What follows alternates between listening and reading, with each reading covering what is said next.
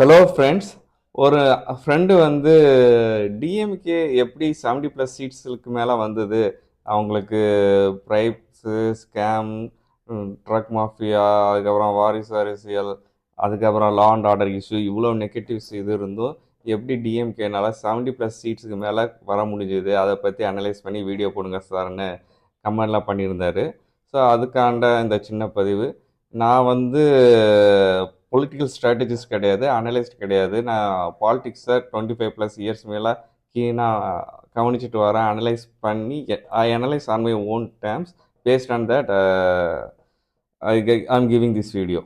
So இது வந்து 100% கரெக்டாக இருக்குமான்னு சொல்ல முடியாது. சில கணிப்புகள் பொய்யா தப்பாகவும் இருக்கலாம், தப்பாக மாறி இருக்கு. ஏன்னா ப்ரீ எலெக்ஷனில் 95% கரெக்டாக இருந்தது, 5% தான். ஏன்னா விஜயை கொஞ்சம் அண்டர் எஸ்டிமேட் பண்ணேன், அந்த 5%னா 95% கரெக்டாக இருந்தது. மேக்ஸிமம் என்னோட கணிப்பு கரெக்டாக தான் இருந்திருக்கு. ஸோ எதனால டிஎம்கே வந்து 70 ப்ளஸ் சீட்ஸுக்கு மேலே வர முடிஞ்சதுன்னா, ஃபஸ்ட்டு வந்து money power. Money will do many things. ஓகேவா? அது நான் ரொம்ப டீட்டெயிலாக போக முடியல. டிஎம்கே ஃப்ரெண்ட்ஸ் வந்து மன்னிக்கணும். ஸோ அவங்க மணி வந்து நிறைய செலவழிச்சிருக்காங்க, அது பெரிய ப்ளஸ்ஸு. அதுக்கப்புறம் அலையன்ஸ். ஓகே, 20 ப்ளஸ் கட்சிகளோட கூட்டணி வச்சுருக்காங்க. புதுசாக வந்த கட்சிகளோடையும் கூட்டணி வச்சுருக்காங்க. பிரேமலதா விஜயகாந்த், டிஎம்டிகே அவங்களோடையும் கூட்டணி வச்சுருக்காங்க.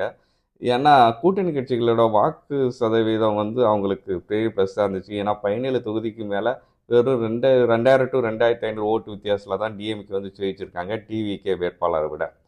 ஸோ கூட்டணி கட்சிகளோட சப்போர்ட்டு. அதுக்கப்புறம் வந்து டிஎம்கேட ஓட் பேங்கை நான் சொல்லியிருந்தேன் ப்ரீ எலெக்ஷன் அனாலிசிஸில். என்னென்னா SC people, Pallar community and Paraiyar community, அதுக்கப்புறம் minority people, Christians and Muslims, அதுக்கப்புறம் வந்து கவர்மெண்ட் எம்ப்ளாயீஸ், அரசு ஊழியர்கள், அதோட சப்போர்ட் வந்து ஸ்ப்ளிட் ஆனதை தவிர கண்டிப்பாக அது வந்து ஃபுல்லாக ஆப்போசிட் பார்ட்டிக்கு போகலை, கொஞ்சம் கொஞ்சமாக தான் ஸ்ப்ளிட் ஆகி போயிருக்கு. ஸோ அவங்களோட சப்போர்ட்.